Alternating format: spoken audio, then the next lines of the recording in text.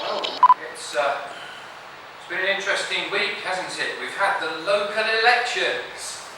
We started off with in the seats in Sheffield that were up for election. Labour had 14, Lib Dems had 11, Greens had 4, the Conservatives had 0, total 29. So we had the local elections to replace all that. We had the hustings, we had all the leaflets, all the campaigning. And we've ended up with Labour have got 14, the Lib Dems got 11, the Greens got 4, and the Conservatives got 0, so no change there. But democracy in action, and I've had the honour and privilege of showing some mush my driving licence photograph, which is always fun. Green Party is not for the want of trying, is it? They've been banging on about the environment, they've gone on about it, they've campaigned about it, and in any ward where they thought they'd got a chance, they produced twice as many paper leaflets as everybody else put together. So that's good. But it's all good fun, really. It's all good clean fun. I went to the Labour Party jumble sale, and they sold me Keir Starmer's old sat-nav. Frankly, I think it needs adjustment, because I always end up slightly to the right of where I ought to be. It's not good. It's not good. So we're going from that, and obviously yesterday we had the coronation, and God save the King. And now it's Sunday morning and we're here. We're to talk about the King that saves. So that's where we are with that.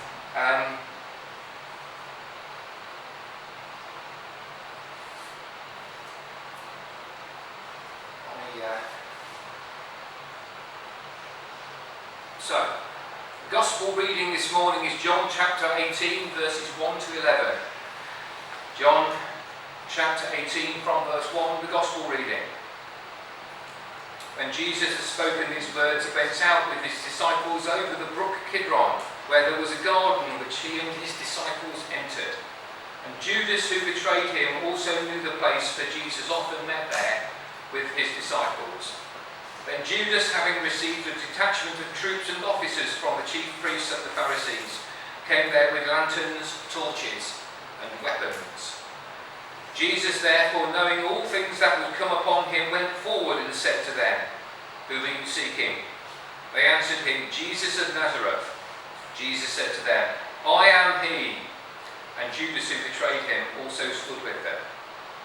Now, when he said to them, "I am he," they drew back and fell to the ground. Then he asked them again, "Whom are you seeking?" And they said, "Jesus of Nazareth." Jesus answered, "I have told you that I am he. Therefore, if you seek me, let these go their way, that the saying might be fulfilled of which he spoke, of those whom you gave me, I have lost none."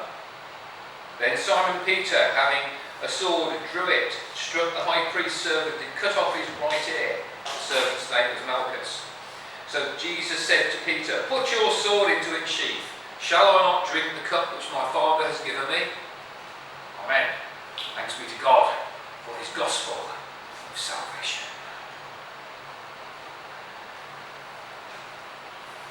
Okay, John is writing with a retrospective view. He's writing this stuff well after the other three gospels after the time of Jesus, and he doesn't put in anything that's not still important for people to understand.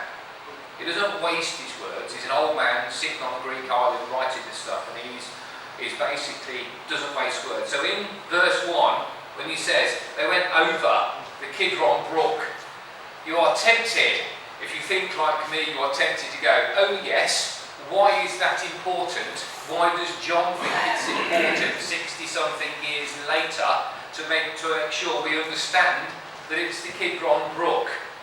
Ladies and gentlemen, the Kidron brook was the outfall. They didn't have the water, the sort of water and sewage companies acts that we've got, the Environmental Protection Agency and what have you. And people basically drained their stuff into the brook. And the Kidron brook was where the Temple Mount drained. On the Temple Mount at this time, we'd got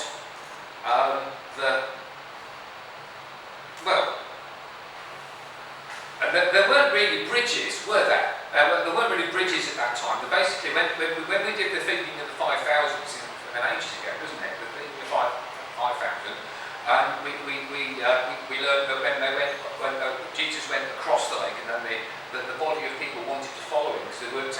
to go. They could see this sort of grassy knoll over to the side, and they wanted to they would go there. So they went up and across the Jordan and what have you, and they had to cross at Fords of Jordan, the local chariot dealer, WeBuyAnyCart.com, and they, because that's how you basically crossed rivers and watercourses. You crossed them at a ford where you actually physically walked through the water, or at best, if it's a brook, you might have stepping stones. Now, the temple outfall, that's very important. We have historical accounts that are not the Bible, or not the Jewish records. We have Flavius Josephus records that, as an example, for Passover, there's something like 2 million people congregating in and around Jerusalem and what have you. So they're basically going to the main temple of Judaism, and Flavius Josephus records that greater than 250,000 lambs were slaughtered in the temple for Passover in the year 4 BC. Now, if you want to get scientific and technical, you get 63.5 millilitres of blood per kilogram of live lamb, and an average lamb, 1-year-old lamb, weighs about 90 pounds. We're going to get all our scales and things all confused. So basically, whichever way you cut it, with a bit of an allowance for slightly up and down and what have you, you've got 650,000 litres of lamb's blood going down the Kidron Brook from the Temple Mount at about the time that Jesus is crossing the Kidron. So this is Jesus, the Lamb of God, who is either on stepping stones getting his sandals lapped by blood, or he's crossing at a ford and he's actually walking through the blood of the lambs that have been sacrificed on the altar in the temple to God for the remission of sin. And this is why John wants us to understand that. He wants us to understand that, and that's why the word Kidron in there is important. Jesus isn't hiding away. That's another thing in verse 2, because Judas who betrayed him knew the place, because they often met there. So he's not gone and hid from Judas, having worked out what Judas is doing. He's left himself in a place where Judas can find him. So it's not he's not shying away from his responsibilities at all. He's had his little cry in the garden earlier, and just asked God one last time whether there's another way, but never mind, let your will be done, you know. And verse 3, Judas has received a detachment of troops. Now, the Greek word in this case is spira, S-P-E-I-R-A, which is the word for cohort. Now, a cohort is where we get the word cohors, which is a tenth of a legion. So we can know that they turned up with 480 men and attendant officers. They sent a right load of soldiers. There's 13 blokes in a garden. I mean, what do you think this is? You know, I mean, it's clear to me that man expected insurrection, but that didn't know and couldn't possibly understand that God's great and perfect plan was resurrection, not insurrection. And so Jesus meets them head on. He comes forward and he says, "Who are you seeking?" They said, "We seek Jesus of Nazareth." Jesus says, "I am he." His sort of final sort of I am statement, if you like. And his Father has given him all that he needs to get through these next day. And this is he, and he's given up hiding. He's come forward. He's left himself in a place where he can be found. He's stepped forward, and then he has revealed himself. And that revelation power, the power of God, was rolling through the garden. No wonder they fell to the ground. No wonder they fell to the ground. God's unfettered power moving through a garden. And this is a power that didn't just knock down a couple of drunks. It knocked down 480 soldiers and attendant officers and some chaps from the temple. Anyway, Jesus is fully engaged with keeping his promise to his Father and his word, and he hasn't let anybody. So he's basically saying, look, okay, I've told you I'm he, right? I'm he. You want me? Here we are. Go on, put the cuffs on. Put the cuffs on, then. But let these others go. They're nothing to do with this. Let them go their way. It's fulfilled in verse 9. Of those who you gave me, I have lost none. Anyway, what's next? What's next? Oh, it's Captain Headstrong, and this time he's got a weapon. And this is verse 10. Simon Peter, right? This is at this point in life, at this point in time, he's all fired up. He is 100% Simon the Zealot and 0% Peter the Rock on which he can build his church. So he whips his sword out and lops off the ear of the high priest's servant. And Jesus' reaction to this, put your sword away, none of that. But in the other Gospels, it records that Jesus touches the air and he heals it, right? Jesus walks over whilst he's being arrested and heals the bloke who's just had his ear cut off. What does he get? Does he get thanks? No. Do they worship him? Do they appreciate this in any way at all? No. He's arrested and then charged with falsely claiming to be God. He's just demonstrated that he is, and then they go and nick him for blasphemously claiming to be God.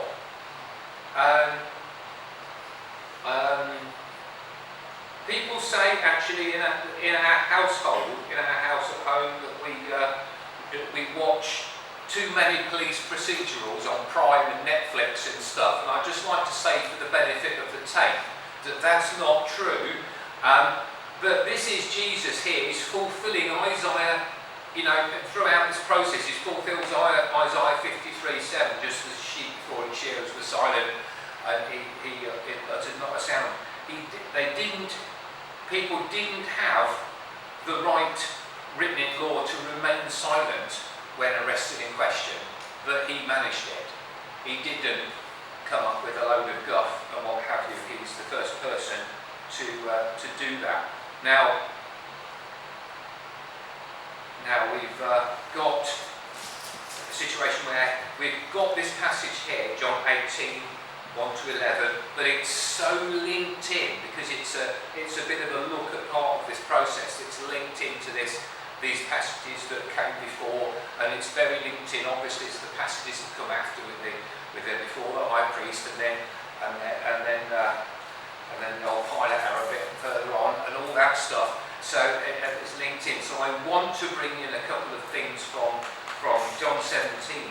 I'd actually pick that last hymn, because it's got two verses in it about he took my sins and my sorrows and made me very own. He took my burden to Calvary where he suffered and died alone, and also it was for me in the garden that he prayed, not my will but thine. He had no tears for his own griefs, but sweat drops of blood for mine. But the version that we had on just then left those two verses out, and I'm a little bit sad about that, because that was the point I was sort of making. Me being sort of brought up Methodist, I was taught that you chucked in hymns that were related to the sermon subject, and that helped everybody along with the thing in a holistic sort of way. But anyway, John 17, we are where we are. John 17. We'll just jump back to the bit where Jesus is praying for his disciples, and in verse 6, do you know why I keep looking behind to find what's on the screen when there's the fold-back monitor is down there, and I never remember it. Sort of, there it is, and it actually will tell me. So that's how daft I am on a Sunday morning. But Jesus says, "I manifested your name to the men whom you have given me out of this world. They were yours. You gave them to me. They've kept your word." You know, men that have been given to Jesus by God. You know, and they kept your word, and that's a bit of a message to us really in this process. You know, we've been given to Jesus by God, and therefore we have to keep His word. You know, we have to keep His word. And in verse 9 it says, "I pray for them." I mean, that, frankly, that's all you could ever ask for, isn't it? Jesus praying for us. Yeah. Could you top that in any way, shape or form? You couldn't, could you? Jesus is praying for us. And then in verse 10 he says, "All mine are yours." So all of the people who follow Him are God's, are the Father's. So you can be secure in that, you know, and He says, "I am glorified in that." So basically what Jesus is saying is, He says, "Look, you know, I train these people up, and they're yours, God. And I am glorified in them." So He is glorified when we get it right. He is glorified in us. That's one calling to be worthy of, isn't it? That's one calling, a difficult calling to be worthy of. So basically the three things to take out of this bit and thing is and remembering all that Jesus did. He thought of others before Himself when He was arrested, and despite knowing the pain He was going to go through and looking for a way that was different, He still did His Father's will. So God's will, and He still did it, even though it was going to cost. But here we have this, you know, and we can be secure in this. Be blessed, you know.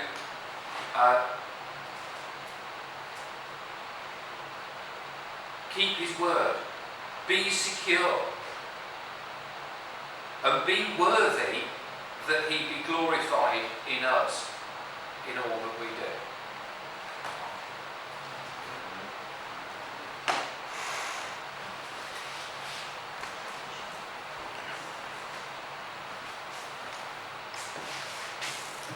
Good. That's good. Okay, we'll and then we'll be getting together for lunch together in about half an hour. Yeah, we'll see what happens then.